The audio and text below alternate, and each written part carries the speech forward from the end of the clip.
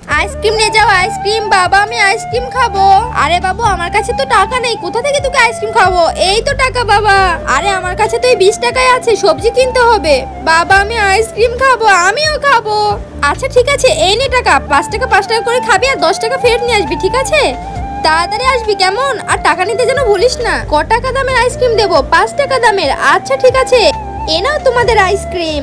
ইয়ে কি মজা, টাকা দাও তাড়াতাড়ি। আচ্ছা ঠিক আছে, এ নাও টাকা। আরে 20 টাকা, আচ্ছা আচ্ছা যাও। বাহ, 10 টাকার আইসক্রিম দিয়ে 20 টাকা পেয়ে গেলাম।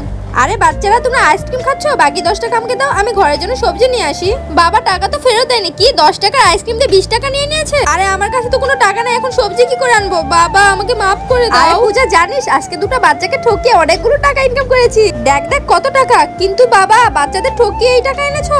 আরে কিসের ঠকিয়ে? হ্যাঁ, টাকা কামানোর জন্য হিম্মত থাকতে হয়, বুঝলি? আরে এ কি, উকিল তো কল করেছে, মনে হয় আমরা জমির কেসটাতে জিতে গেছি। হ্যালো, কি কি হয়েছে বাবা? এরপর কি হয় তা দেখার আগে তুমি যদি মহান আল্লাহকে ভালোবেসে থাকো তাহলে ভিডিওটিতে একটি লাইক করে চ্যানেলটিকে সাবস্ক্রাইব করে দাও, তাহলে মহান আল্লাহ তোমাকে অনেক বেশি ভালোবাসবে। আর কমেন্টে তোমার নাম লিখে যাও। পূজা আমাদের সব জমি ওরা ছিনিয়ে নিয়েছে। বাবা তুমি তোমার বেইমানির ফল পেয়ে গেছো। হ্যাঁ রে মা।